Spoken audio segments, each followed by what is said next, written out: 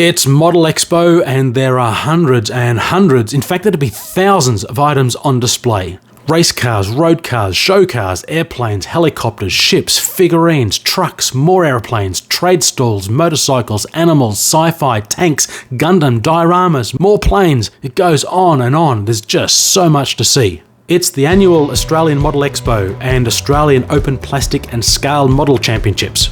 We're just out of Melbourne at the Sandown Park International Raceway in the pavilions under the main grandstand. I believe there were around 770 competition entries, and at the end of the video you'll see the top 3 models for each of the car categories, plus the Expo's best in show, which for this year was a car model. In addition to some stunning builds in the competition categories, there were many impressive and very well executed club displays, which typically follow some sort of theme. I'm part of the Pakenham Modelers group, and this year our theme was past, present, future. You'll notice the display starts with dinosaurs on the left and progresses through time along the table, including some time travel machines. Our members build across a wide range of interests, and this theme really reflects that with a variety of subjects. The big cars section never fails to impress. This McLaren MP46 was stunning. I spoke with the owner and he confirmed it's Tamiya's 1/12 scale kit with a bunch of aftermarket upgrades from Top Studio. This thing's got miniature hose clamps on the oil lines, throttle linkages with the return springs, wires and cables and cable ties all over the place. In fact, it was the wiring loom that caused him the most grief, having to work out the length and locations of dozens of tiny wires. The build took him around 11 months to complete, which I thought was pretty impressive considering the amount of work involved. Then there's this monogram 67 Corvette that's also had a lot of non-monogram parts added to it.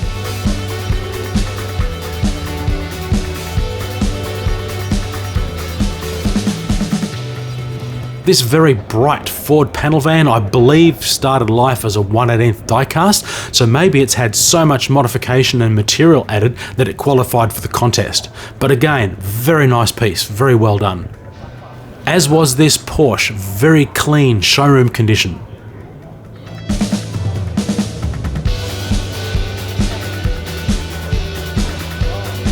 Another 1/12 McLaren, the new MP4 from Meng.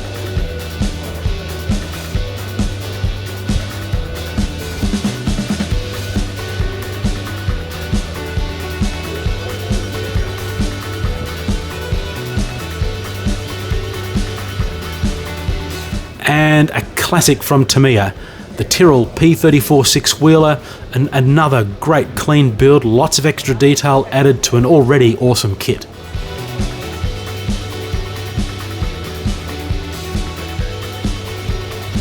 And finally, in the big cars class was this huge 1/8 scale Porsche 917 by IXO, the Steve McQueen car from the Le Mans movie, or should we say Michael Delaney's number 20. Technically, it is a kit that gets assembled, but all the parts come pre-painted, ready to screw together. This one wasn't quite finished, but it's going to make for an impressive display piece. As I said, the competition winners in the car categories plus the Best in Show award are announced at the end. If you like looking at Expo videos, there are more on the channel from the last few years. Just go to the videos tab and scroll down, and they're pretty easy to find. They concentrate on race cars and road cars, plus lots of what I consider the highlights from the rest of the show. And as you'll see, some of those builds and dioramas are mind-blowing. So congrats to the artists, enjoy the show.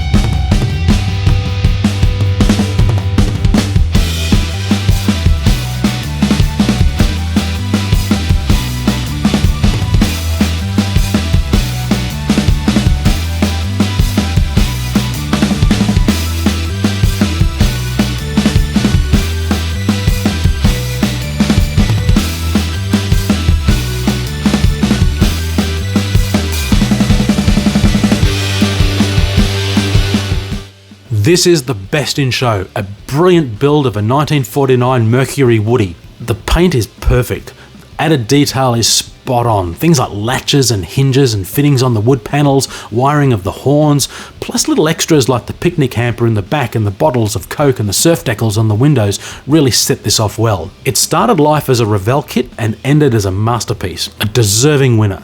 Best in Show 2024.